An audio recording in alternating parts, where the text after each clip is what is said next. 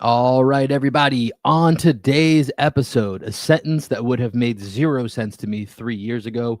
Jaylen Bronw wants to become a streamer. He went live with iShowSpeed on his IRL Across America tour. Don't really know what that means. We'll talk about it, but all the people interested in it got us thinking, who are the future legends of Boston sports? So we're going to give you our top 5 list. We're going to talk about the candidates, that and more coming up next here on Green with Envy. You guys know the deal. Let's lock in.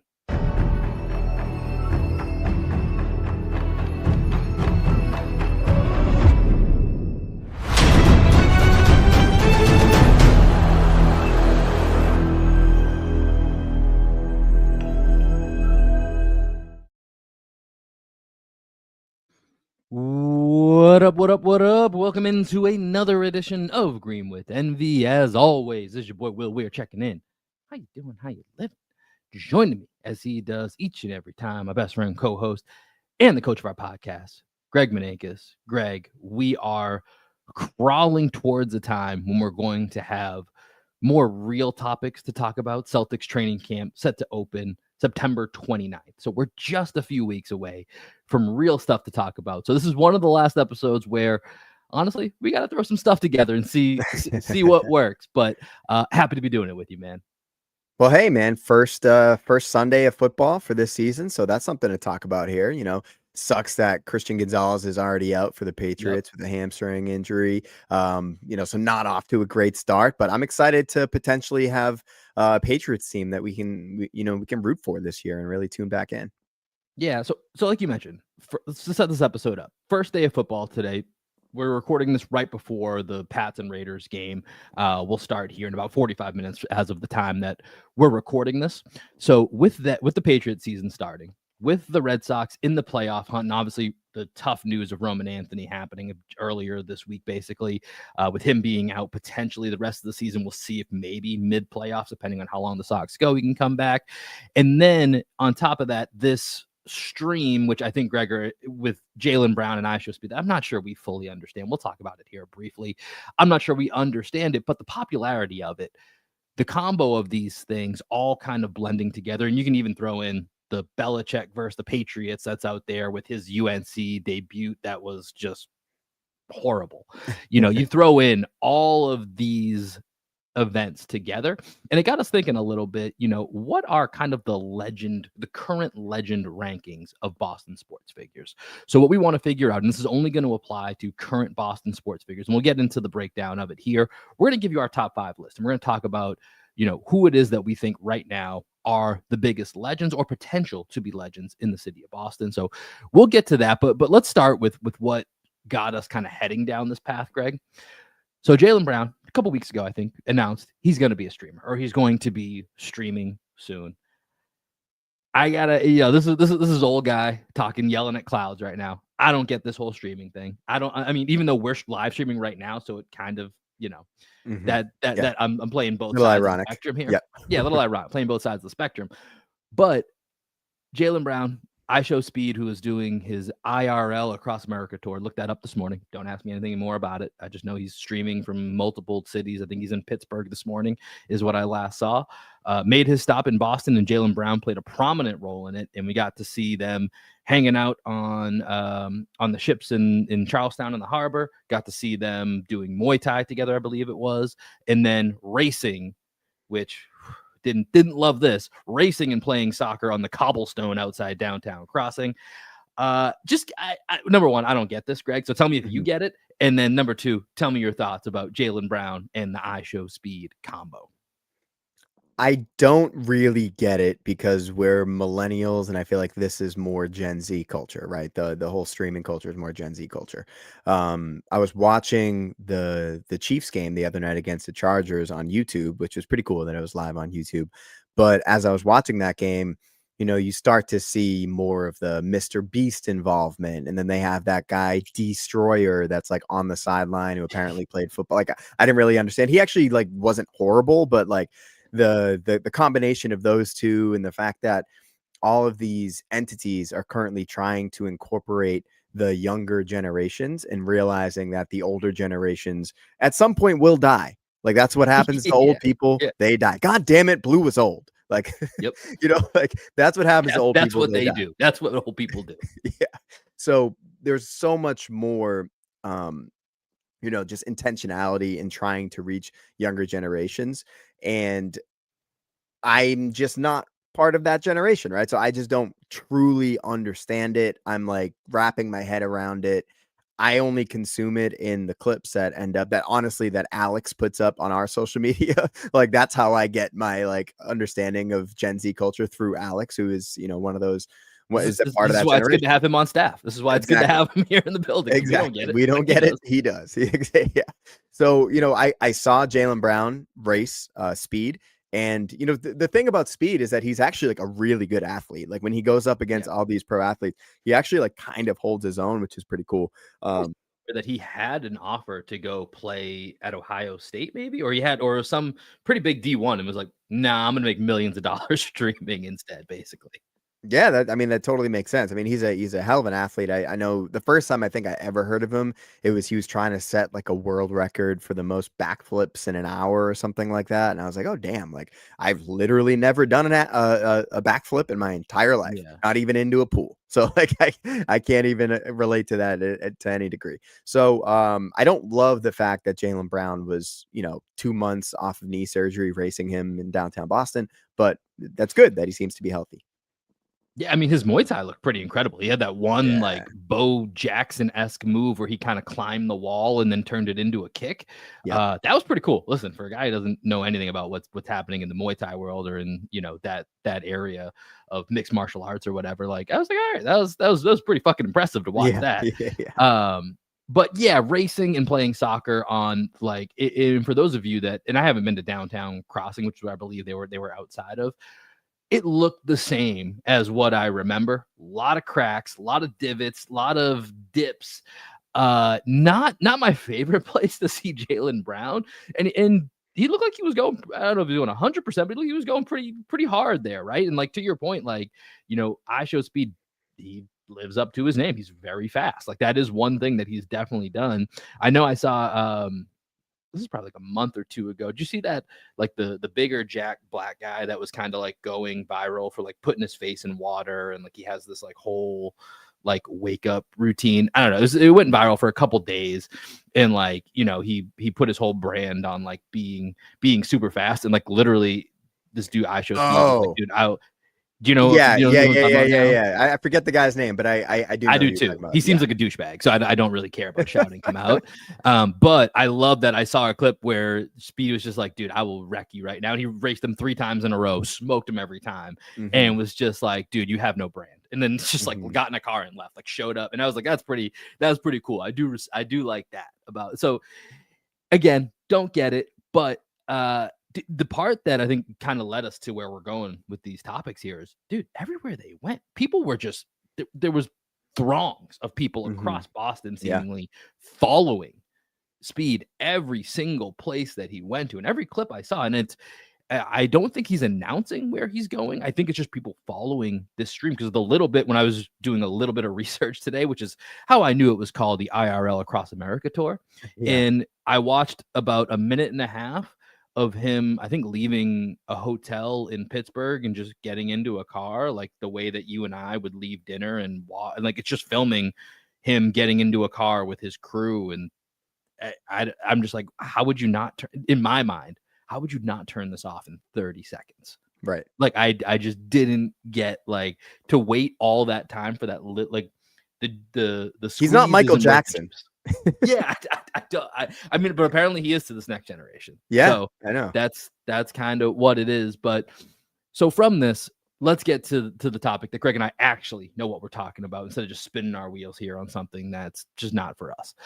Is with the popularity of speed, and if Jaylen Brown's gonna get in the streaming game, we'll see. Maybe I mean Jaylen Brown is already a pretty popular athlete, so I'm sure he'll have a following instantly, or if he already has a streaming platform, whatever. He's got his own brand. Jaylen's continuing to grow and expand the legend of Jaylen Brown. So set this up first, Greg, because this was your idea when we were thinking Mhm. of like how to do this. So frame for the audience and for me how you went about this concept, and then building your list, and then we'll get into our top fives and the candidates that we had for it. So this was, we talked last pod about how do we involve our significant others in like sports and whatnot. And this was actually one of those things where I brainstormed it with Danielle this morning. I was like, how would we define criteria for, you know, the potential for a current athlete to become a legend in Boston, but also as society is just ever changing, right? Like it's such a fluid landscape for us to be having these conversations in, right? And you see that generational divide as manifested in the iShow Speed Jaylen Brown race, right? So we came up with 5 criteria. I didn't share these criteria with you, so you might have your own. So this is what we came up with. Number 1, you have to be successful. If you're not successful on the field, it really won't matter what you do outside of the field in order to become a legend. Would you agree with that? 100%. Yeah, Okay. that's something that I took into account with some of the players that I was looking at here. Is there has to be something on the field that leads to all the other stuff. All right. So we're clear on that. Number 2, we came up with just pure charisma, it factor. Do they have the Riz? And I think with Jaylen Brown, with Jayson Tatum, people like that, they clearly have that charisma. So we're going to talk about success. We're going to talk about charisma, it factor. Would you agree with those 2? I like it. 2 for 2. Okay. Next, business acumen, sponsorships / influencership, and how the current crop of athletes and sports figures are able to transcend generations in the influence that they have and the lasting impact that they have. 4th, we have impactful community involvement. Now, that impactful community involvement could be something like Jaylen Brown's MIT Bridge program, or it could be something like Jaylen Brown's 741 pop-up shops. You know what I mean? Like, what is the community involvement that you have there? And then personal life. Like, do you have? This is kind of tied into charisma, but this is like how much access are you willing to give the world in a society, in a landscape in which everybody has access to everything, like that in real life thing. You just follow somebody for 24 hours and you see literally every part of their day. So how much of your personal life do you share with the world, and how much of an impact does that have on the way people see you, whether it's glimpses, right, or whether it's just Jaylen Brown's going to be streaming for everybody, and we're just going to get to learn a lot more about Jaylen Brown. So those are the 5 criteria we kind of went off. I just want to get your thoughts on that, and how similar was that to your thinking? So I like the 5 criteria. I think they all make sense. I think there's a lot of crossover within that as well too. Yeah, Right? A lot of the charisma, you need to get the sponsorships and yada yada. Community impact goes into your personal life, thing, so on and so forth. So I think all of those make sense. There's one clarification I want to make here. Okay. So I know at first we were thinking just athletes, but I think we changed it to sports figures. Right. And so did you also? So this is also including coaches, current coaches, front office people as well too, right? Correct. Okay, cool. Then yeah, I think we're on the same page here, and I think this is where it's actually a really interesting time. And this is I started to skim the surface of this conversation, or we did with Brian Barrett a little bit, as to the landscape of Boston sports and what the hierarchy is. And I think that kind of plays into this as well right now. Definitely. And so with that, this right now, the Boston teams, and actually let's put this out on Front Street. I have 0 Bruins. I don't know shit about the Bruins. So the Bruins did not make my list. Right. So we should clarify that, because there may be some candidates on here that we're just completely omitting. This is a Red Sox, Celtics, Patriots discussion, just to be very upfront about it. Yeah. So that's number 1. It's like in my head was thinking about how those teams stack and rank with popularity across Boston. Like that's a part of this.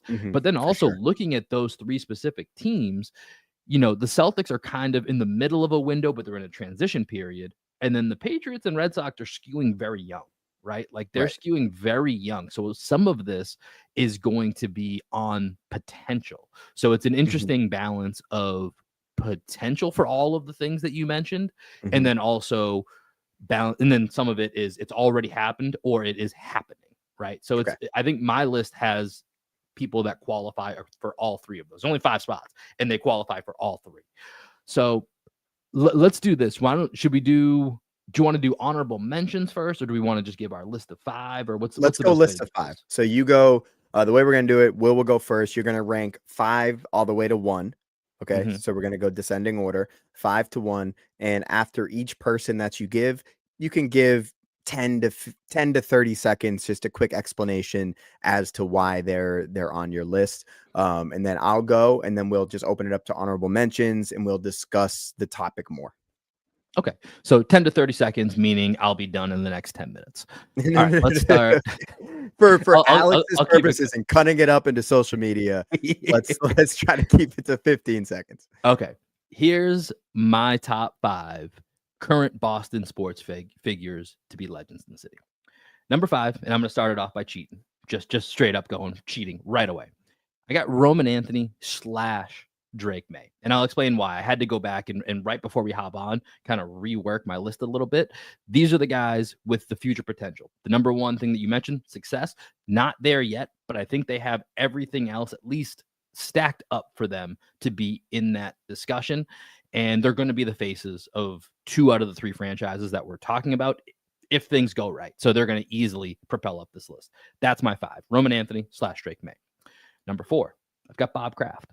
I don't think it's super fun to talk about. Things are getting a little weird between him and Belichick, and they've been weird for a while. But at the end of the day, this is one of the most successful owners in the history of sports. The Patriots are one of the top valued franchises. He's turned a joke in the early mid 90s, like from when our parents grew up, to all the younger generation knows is success with this team. And they can't wait to get back on top. We'll see. Pats, Raiders, they're getting going here in about a half hour. Number 3 on my list, I got Jaylen Brown. Jaylen Brown, I think he hits a lot of the aspects that you outlined. He's got the success. He's got the charisma. He's, sponsorships. He's kind of making his own.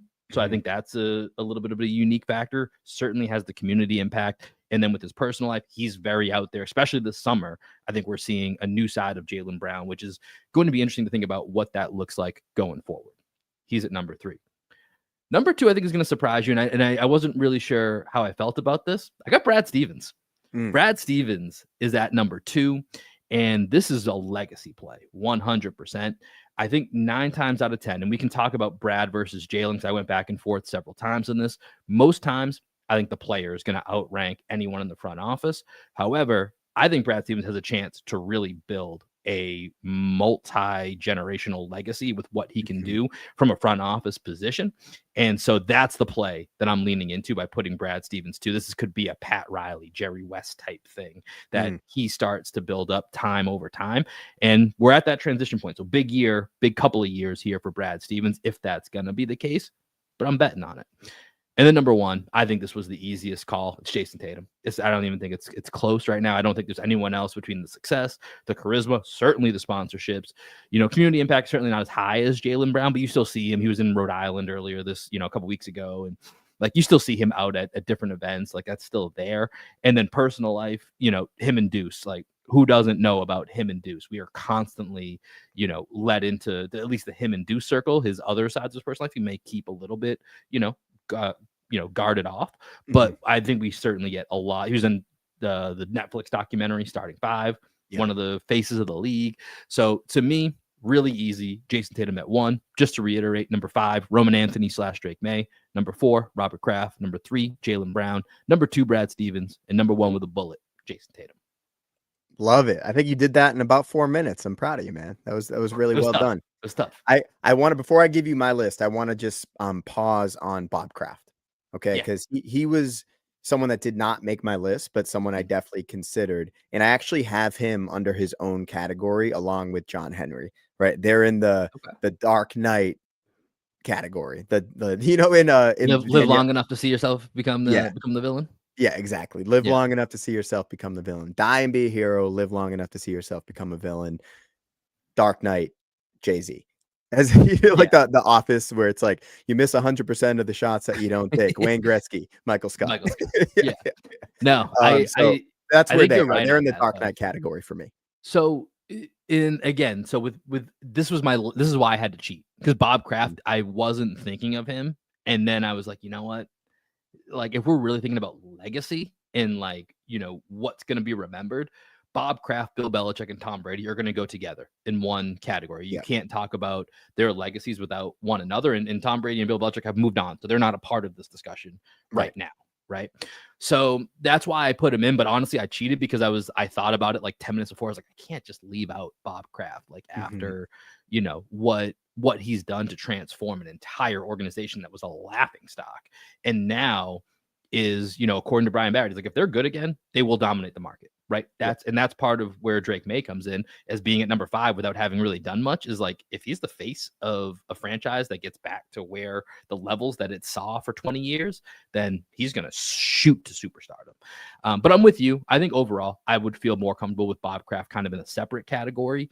But I feel like I couldn't leave him off. So I think I have no problem with you putting him off to the side. Okay. I'm going to give you my list. All right, my list for top 5 current Boston sports figures with the potential to be legends in the future. Number 5, I'm going to go with Joe Mazzulla.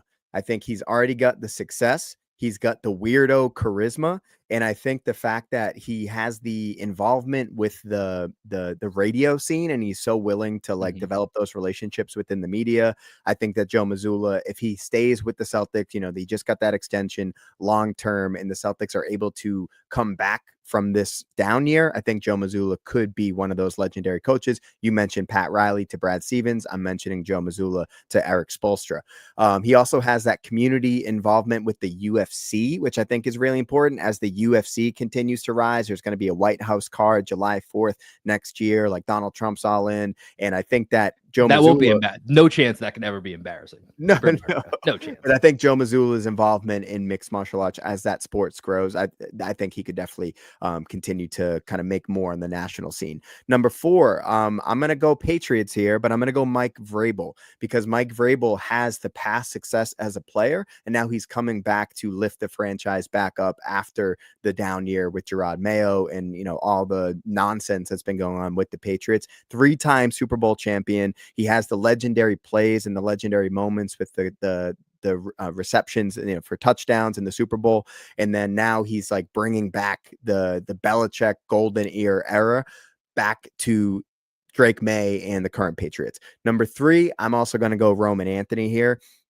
I think the fact that he's a prodigy and he already did something that most star athletes won't do. And he took the team friendly deal for like the 10 years at the number where he came out and said, this is enough money for me. Why do I need more than that? In an era where the numbers to pay superstar athletes is just like mind-boggling to the average person. I think that actually will really resonate in a blue-collar city like Boston. Number 2, Jaylen Brown. I'm going to go Jaylen Brown all day, every day. Community involvement is the biggest one. The Bridge program with MIT, all the stuff that he does with his pop-ups around the city. He's just very willing to make himself accessible in a landscape in which you need to be accessible and let the people touch you, right? Jaylen Brown allows the people to touch him. I think that's really important. He's got the success. He's got the charisma. And I think the longer he goes into his Celtics career, the longer that Jaylen Brown is likely not to be traded. I think that we're at the point where Jaylen Brown is just making himself too much of a staple in Boston sports and the Boston community for the Celtics to actually trade him.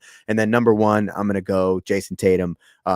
As Danielle said, he's not very charismatic, but he's hot. And I think that makes a big I think that's like really important to Jayson Tatum's like image is that he's just this golden boy, right? And he has all the involvement with corporate America that allows him to transcend just the Boston landscape and become like a global superstar with all, he's got Subway, he's got Jordan Brand, he's got SoFi, but everything comes back to Jayson Tatum, the family man, his relationship with Deuce. Now he's in a celebrity relationship dating Ella May. He's got a baby with Ella May. Like everything that he does, I think is very curated in the LeBron camp, but I think that it just works for him. He's staying true to who he is. And Jayson Tatum is going to be my number 1. Yeah, I mean, this goes back to what was this maybe two seasons ago when we had Amina on and she was talking about the JetBlue walkway that they do before the game. And it's like, Jayson Tatum, every time he goes down, there's no accident. Like, he knows exactly where the cameras are. Like, like Luke Cornett's playing it up and hamming it up. Some guys come in just headphones. Like, Jayson Tatum is coming through with the Chanel and the 3-piece and the whatever fashion statement that he's making. And have you ever seen JT with his hair or his beard not perfectly done? Right. Like, I don't think a picture exists on the internet. Like, if you can find one, please send it to me. I'd love to see it. But yeah, so let's talk about your list, because Jayson Tatum, we both have number 1 with a bullet. Like, I think that's just easy. It's spoken for. Everything that you would need. I think he checks all the boxes. Looking at our list, though, I think they're actually fairly similar. We just made slight differentiations on a few, on basically Missoula versus Brad Stevens, and then like Drake Maye. Let's move. I'm moving Bob Kraft out now, and I'm just saying if I had Roman Anthony and Drake Maye, and then it was Drake Maye and Mike Vrabel, right? Like those are the two biggest differences. And for me, again, and this is part of where I wanted to talk about Brad Stevens versus Jaylen Brown on my list. You mentioned if I knew Jaylen Brown was guaranteed to be here 5 more years, I think he'd be number 2 on my list easily. Yeah. The more, and I understand your point of like, I think he's ingraining himself in the Boston culture so much that it's like, we can't trade this guy. Right. Number 1, I think Brad Stevens is a killer if he needs to be. Number 2, the more I look at just the way the NBA is going to have to reshape itself, even with the cap going up a little bit each year, and it's supposedly going up 7% versus 10%, I think either this year or next year, like having 2 guys making 55 million plus, whatever it's going to be, like the more I think about it, I just think we're heading towards Jaylen Brown not being here in 2 years. Like, I think I think he will be here when Tatum comes back. So I think you're going to have to see, hey, we need to 100% see on the court for our own eyes. We can't still build a team with these 2 guys, not because of their on the court, but because of their salaries, that we don't need to break up Jaylen Brown into Jabari Smith, Tari Eason, and maybe like a young guy or a draft pick, right? Like, can I jump in real quick? Yeah, please go. So I think there's like a reckoning that's happening for NBA players that are not superstars right now. You're seeing that with Cam Thomas, right? With the Nets. He signed his qualifying offer. Money's just not there. Some of that has to do with just this year. There not a lot of teams have cap space. Next year they will. But I think that you're going to see the contracts for people that are not real superstars really come down, and there's going to be an even greater divide between the max player and the average player. I think that you're going to have the Jayson Tatum and Jaylen Brown model with 2 guys that make a lot of money, and then everyone else is going to have to kind of fall in at like 15 to 20 million and less, right? And I think that that's probably more what you're going to see versus like the Trae Youngs, he's another good case study here. Like, he didn't get the extension because he's not a guy that the Hawks right now are willing to bet on, just because he's too small, right? And he doesn't play both sides of the ball. And I think that those types of players are going to come down more to like the mid-market level, guys who previously would have made like max contracts like Bradley Beal, if you just look forward a couple of years, is not worth that money. And teams are not just going to award contracts to people that are not deserving of it anymore. So I think you're going to see like the real superstars get their money. The guys who are not real superstars come down into that mid tier, and the guys that are role players are going to like have to make do with $5 to $10 million a year. Yeah, the caveat to that is if you can find a company that's planting fake trees out there and you just don't get caught, maybe then, who knows? By the way, fucking loving that story. Shout out to Pablo Torre. That story is amazing. So, here's my thing. Pablo Torre, I love it. I love the fact that you're doing all this stuff. Pablo Torre investigates or whatever. Can you go in and like Bill Simmons called him a non-journalist, and he's been ripping off stories since. Can you go in and like investigate the Epstein files, my guy? Like, can you go investigate UFOs? Like things that actually like I want to know about and that could make a real impact in society. Like let's see that, Pablo Torre, because I don't really care what Kawhi did. Like I just assumed all this stuff was kind of happening. It's kind of cool to see that it actually is happening and that there's like receipts for it. But like Pablo Torre, you seem to be a great journalist. Go solve actual problems in the world, man. Yeah, I mean, his show does do like stuff outside of sports, but it's usually just like entertainment stuff that he finds like interesting. But yeah, it's amazing that seems to be the one place where it's like, oh, like this is like this is real investigative journalism, but just on like stuff that's kind of funny. Yeah. You know what I mean? It's Which is but cool. it's like legit work. It's like even like the Belichick thing he did, where it's like him and Simmons. I don't know. Did you listen to him when he went on Bill Simmons' podcast? Yeah, I did. Yeah, I thought he fucking owned Simmons. I thought Simmons came off. Well, like Simmons doesn't have his fastball anymore, you know? Yeah, he treated him like a little brother, and the whole time Pablo was like, dude, you first of all, like Simmons does nothing but like, oh, the aggregators. Uh-huh. And then Pablo told the first thing was, did you watch the episode? And he's like, he basically was trying not to admit he only watched like the 3-minute clip. Right, exactly. And it's like, dude, you bitch about the aggregators. This guy comes on your show and you can't even watch the whole episode. Like, come on, man. But no, Pablo Torre's investigations are something else. And it's like I said, with the Belichick thing, he watched an entire, like for days, he went through and found the very first time Jordan Hudson ever appeared at Gillette Stadium. Like, that's insane, like detail to go through. And like this Kawhi story has been working on for 7 months. And then the follow-up with Cuban was great too, which essentially was just that billionaires were like, yeah, losing millions is part of the game. It's like, okay, I guess I just don't get the logic. It's just chalk it up to the game. But anyways, back to our discussion here. How do we get here? How do we get to this? Oh, just building teams and the way that it's going to look in the future. Yeah, I mean, we'll see, right? And I think that's my play, is that I just think Brad Stevens is going to, right now, if I had to bet, I think Brad Stevens outlives Jaylen Brown in Boston. And for Joe Mazzulla, I think it's interesting, right? I think this is a big year for Joe. I said this a couple times. Joe Mazzulla is one of my most fascinating parts of this season, because I think he's a good coach. I think to your point, the quirky charisma he has, I think it's quirky charisma that's a really fun, added bonus when you're in the Eastern Conference Finals and winning championships every year. Yeah, he could very easily go into the Dark Knight category, like quickly. 100%. And like the way people felt about him that first year, which was unfair, and then we flipped and we're like, oh shit, look at this, and we were guilty of it too. We got caught up in it, and I just think the stuff that Joe Mazzulla does, he gets away with the last couple of years because they're winning. If it starts to be different because of the way you have to build your roster and things get a little bit more uneven for a couple of years, I'm interested to see how much the media is willing to give him a pass on all of his quirkiness. And so then I think things start to get real interesting. So again, betting on Brad over Mazzulla was kind of my differentiator between the two of them. And then I think with Drake Maye and Mike Vrabel was on my long list as well.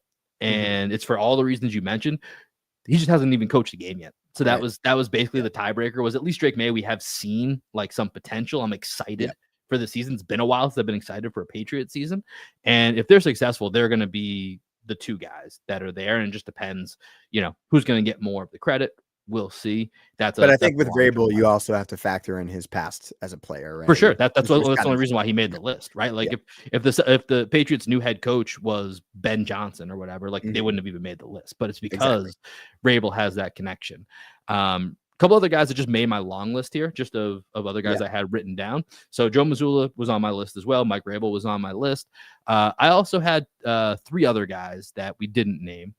I had Christian Gonzalez, but I think he's just too dependent on if Mike Vrabel and Drake Maye are successful, they're going to get more credit. They're going to be higher on the list. So it's like, even you can't really be a legend as a cornerback though. Like even the like Ty Law, right? They're more just like names that you remember. They're not quite like legends. So I think I wouldn't put him on my list. Yeah, I mean, like Deion's probably the only cornerback that I can really think of that like would fit into that legendary category. And he's got, the charisma, personality, like that's a whole other level, right? So you got to put him off to the side. 2 other guys that just didn't fit, but I think they were at least worth writing down. From the Sox, I put down Garrett Crochet just because he might win the Cy Young this year. I don't know. I don't really know anything about his personality, but he's 26 years old. And so it's kind of the same deal. I think he's locked up till 2031. So it's the same thing as like Roman Anthony, where it's like he's going to be here a while. And if he continues this run, like he's going to build that profile, right? And eventually he'll have more. So it would Will be, he I ever don't know. surpass Chris Sale? Like, maybe he needs to win Well, that's the other the thing. ring, you know. Pitchers all the time have one outstanding season, then they get hurt or something happens, and it's just like too much of a gamble. So Yeah, but he's a wrote him tank. Like, down, Chris Sale but was, you know, he was like more in the Randy Johnson lanky lefty. Crochet right. is like a monster. Yeah, he's a big dude. So we'll see. But yeah, I didn't really feel confident with him. And then the other guy was Derek White. I put Derek White in here just because, you know, he's got his podcast, he's got all the stuff with Sam Adams, he's got several local sponsorships. Talk about a guy that you feel like you see in the community. We've had his dad in our show. His dad's on a bunch of other podcasts. Yeah. Like his family life is very well known. But at the end of the day, it's just, you know, he's a role player, right? And so he'll certainly be a guy that, especially if he plays out his contract here, is always going to have a place in, you know, people's hearts when they think of the Celtics. But to be on the quote unquote legend list, like, you got to be top of the pecking order, not just on the team, but in the league. Like, that's kind of the way you have to frame it. Yeah, like for him, he's kind of competing with like the ghost of Marcus Smart. Like, can he surpass Marcus Smart in terms of like a Boston legend? Because I think even though I would argue he may have. I think he has might have a championship, dude. That's disrespectful to Marcus. Come on, is it? Yeah, that's Marcus was here for a decade. Yeah, I get that, man. People love Derek White, dude. People love I Derek understand White. that, but that's like being a prisoner of the moment. Like, you have to give Marcus his flowers for the longevity. I think if Derek White stays another 3 years, like, I don't think it's a question just because he's a better player. But yeah, we'll see. We'll see. I also had Peyton Pritchard on there, just, you know, 6th man of the year, white guy in Boston, all that stuff. And then I think the other guy you put had Luka Garza on that list too? I did not, but I did have Al Horford, even though he's not on the Celtics right now. that. He's technically not on another team yet and could end up back in Boston. So he's a guy that is there. He'll be on the list if he ends up back in Boston. And then I just realized Danielle, because she was actually taking notes for me because I was playing with James as we were talking it through. She has one more person on here, and I'm realizing now why she said you have to read this on the pod. She has a future candidate, James Manakis. She says the charisma, self-explanatory, personal life. He's got a hot mom and a DILF. This is all her words, not mine. Success. Can your 14-month-old dunk yet? Community involvement, exercise program for oldies and parents and feed starving dogs, and his business acumen. He's sponsored by Big Blueberry and Big Banana. So I love it. I now get why she was having so much fun. Kid's got the profile. Notes. Yeah, he's got the profile. You know, like, I mean, I feel like I might have to amend. Potential. I got to amend my number 5 spots: Roman Anthony, Drake May / James Moimanakis. Like, I think it's all the guys that have the profile. They have all the potential. It's just, are they going to execute? That's the only question that remains. It was, will the execution be there? But no, I love that. Yeah, I think the future's bright for that kid. I think he's got a shot. For sure. But so this is another way that you can involve your wife Lorena. Maybe she, you know, as an accomplished executive assistant, maybe you can bring her into some conversations and have her kind of organize your thoughts, because she actually organized it for me into different categories. She has the current, the Dark Knight category. She has the up and comings. So shout out to her for actually putting in some work here as we were just chatting. I thought she was taking some basic notes. She actually put a lot of thought into this. Yeah, my wife's not as down with the involvement. She's more like, I'm gonna go do something else rather than do this. She's like, I don't got time for this shit. I got other stuff to do. But I like this exercise was good though. I like this exercise of who is, you know, the current Boston sports figures that have a chance to be a legend. And I think, again, Jayson Tatum, runaway number 1. I think Jaylen Brown, if longevity continues to play out, I think he's the easy number 2. And then you've got just young bucks that are coming up, and, you know, Mazzulla, Vrabel, the front office guys, they all have to have super longevity, right? That's the thing with coaches in front office. Like, that's a much more extended, like, players' times are limited, right? You're going to have an 8 to 12, 13, 14 year window. A coach could be here for 20 years. An executive could be here for 30, you know? So we'll have to see how that plays out, but I like it, man. I like it. A lot of Celtics on here. Again, based on the timelines that we went through, makes sense because they're kind of in their window right now, transition period in the window. Pat, and we're a Celtics podcast. Hopefully over. Yeah, and we're a Celtics podcast, so it's going to lean that way as well. last thing before we get out of here today, you mentioned before, and we're going completely away from sports right now. Yeah. You mentioned before the podcast, you finally had a chance to watch Sinners. I saw it, I think, the first or second day that it opened. I've watched it the second time, got my wife Lorena to watch it a couple weeks ago. Mm. Movie's fantastic, but you saw it for the first time last night. Hit us with your thoughts. Love the horniness. Well, very horny, very horny. Yeah. It's like one of those movies you're watching, it's a date night, you know, you're hoping things go a certain way for a date night. And then you watch that movie and you're like, I mean, there's no way things could not end up there just because of how horny that movie is, right? So I think watching that was you know, a fun date night movie. And then I think vampires in on vampires. I didn't really know who Haley Steinfeld was other than the fact that she's married to or dates Josh Allen. I think engaged, but yeah. Yeah. So seeing her for the first time, I really liked her. I thought she was cool. But Michael B. Jordan was so good as the Smokestack Twins, which is also just like such a great fictional like duo that you can come up with, the Smokestack Twins, like and everyone in the Delta just knowing who the twins were, right? Like when they go up to random people and they're like, I thought, you know, you ever heard of the twins? The little girl's like, yeah. She's like, well, I'm Smoke. And he's like, oh shit. Yeah. The way they all just kind of immediately are like, oh, they're back. And I love the combination of like, what was it? They got Irish beer and Italian wine, right? And so it's like, oh, they were in Chicago, and it's like they put the Irish and the Italian mafias against each other, right? Like they were both doing their work on the inside. So it's like little things like that were really good. I also love calling it a juke joint. Like every time I went to a bar for the first time forever last night, and I was in my head, I was like, oh, this is like a juke joint. Like that's the first thing that I thought about, like in my head. But Sinners is just unbelievable. The music in it is great. The soundtrack, the score. Dude, I'm so jealous you saw it in theaters, because as we were watching it, I was like, oh, I wish we saw this in theaters. Like the fact, like just the little things, right? The percussion of the movie is all done through hands and feet, right? There's not one drum set in the movie. It's all just them, you know, like as Sammy starts to sing, they just start like stomping on the ground, and like everyone there is involved in it, like the community involvement in it, the impact of music that it has like across generations. That one, like the famous scene from the movie where it goes for all the different, and then I love that especially because there's like the Asian couple, so they bring in like some of the Asian culture as well, and then like of course like when they pan out and it's just all them with no more, like the bar's gone, it's just them in the field.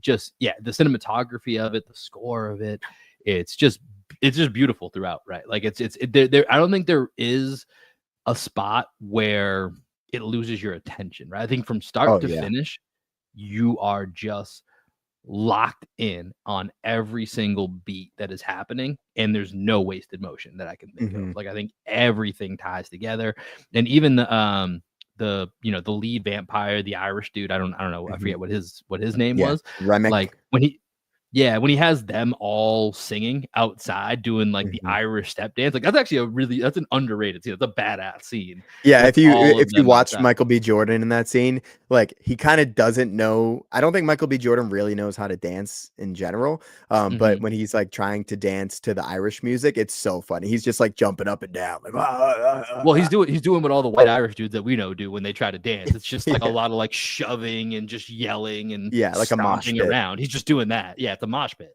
He's just treating it like that, and he's like flexing and like beating his chest basically. But I thought the river dance.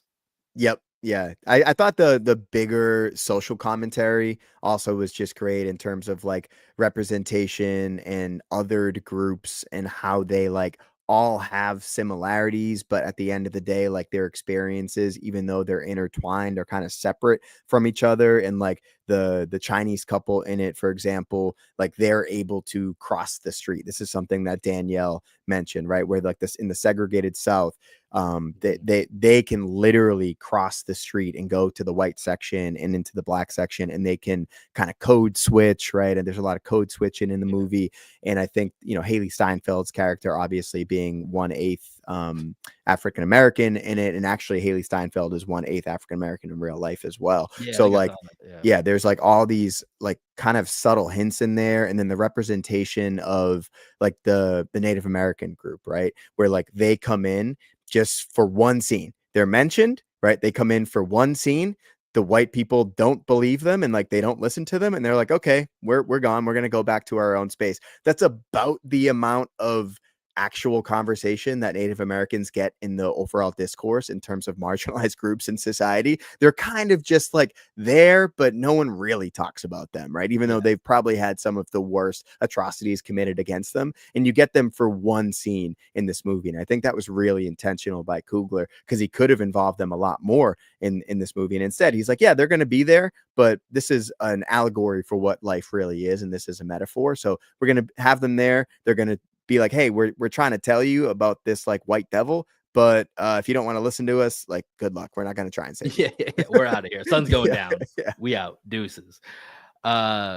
Quick blame pie. How Yep. much blame do you put on the Asian lady for just not? I mean, I understandably Mhm. not being able to keep it together, Right. but they had the plan. Like, yo, we just got to make it to morning. They figured Yep. out what was happening. Just can't invite them in. Yep. She just can't keep it together. What's the blame pie for her?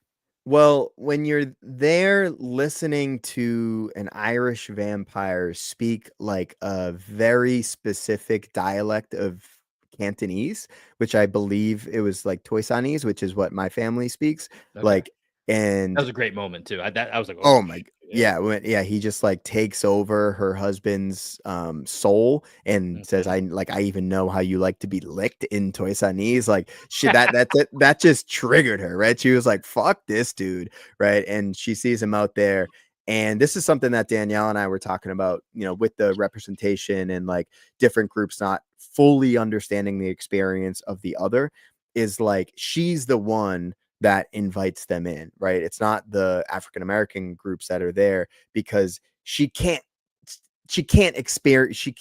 quite like understand what the African American experience is, even though she's Mhm. had her own marginalization Right. formed against her, right? So I think that was very intentional. But in terms to your question, the blame pie, it's gonna be 100% of the blame. Like, she's the one that invites them in. All the other all the other vampires can't come in unless you say Yeah. like come in. And she's like, come on in, motherfuckers. I was like, Yeah, oh it's yeah, like, let's damn, go. we figured it out. All we got to do is just hold up here like 4 more hours, 4 hours, and then we can go get go do whatever we need to do and get out of here alive and go get your daughter and all Hmm. this. Instead, we're all dead, Yeah. basically, except for Sammy, who I love at the end, turns into Buddy Guy. Like Yeah. that last scene with Buddy Guy in New Orleans, and then they have it's I always forget, is it Stack or Smoke that survives? It's I don't know. right, the one of Smoke or Yeah. Stack plus the one that was banging Haley Steinfeld, that Hmm. they come back at the end, and then they're in like hilarious 90s outfits. Oh, that was Uh, so good. it was so good. It was Dude, so over the top. It was perfect. even the commentary with that couple, right? Like, there's that huge moment for them where Michael B. Jordan's character is talking to Haley Steinfeld's character, and he's trying to explain to her, like, listen, I loved you, but I loved you so much that I knew I had to like let you go, like marry somebody else. Like, Mhm. in the world that has been given to us, we cannot be together. Right. So they literally have to become vampires for them to be to be able to like exist together and let their love like manifest as vampires outside of the game that has been like contrived against them. Right. So I thought there was like so much symbolism in like all the relationships, and I want to watch the movie like 10 times because I know there's other stuff that I missed. But that's, as like, former English major, former English teacher Danielle and I were both like, what's all the symbolism Dissecting it throughout? almost, Yeah, yeah. dissecting it. So we had like a really good conversation both throughout the movie and after the movie, and I just like want to watch it again. It was so good. Yeah, fantastic movie, easy rewatchable movie. Like I said, I've already seen it twice, and will definitely be. It feels like one of those movies, at least for the next like 2 3 years. There's at least one watch per year that's happening, right? Like I feel Yeah, like it's like Get it's Out is kind of another movie exactly. I was that gonna that, say like that that and Get Out are the two like social commentary movies that I mhm, really will gravitate towards for sure. yeah. Good shit. Shout out to Ryan Coogler. Ryan Coogler's on a heater, man. He's doing his thing. Maybe the best performance of Michael B. Jordan's career. Fun movie. If you haven't seen it, go see it. All right, Greg, let's wrap this up here. Pats and Raiders are about to get going. Sunday football in general is back. So we're going to go tune in to some NFL this Sunday afternoon. But again, Celtics training camp, September 29th, not that far away. As we start ramping up over the next few weeks, we'll have some more previews. We'll take a look at some of the positional groups. Maybe we'll bring on some other teams' previews as well here. But we're going to start ramping back up. So make sure that you guys stay locked in with everything that we got going. YouTube, TikTok, Twitter. Our guy, Alex Gonzalez, shout out to him, is putting in the work. So make sure that you guys are supporting everywhere that you can. And as always, we appreciate you guys. Greg, any final thoughts before we rock on out of here? Let's go watch some football. Let's do it. Peace out, everybody.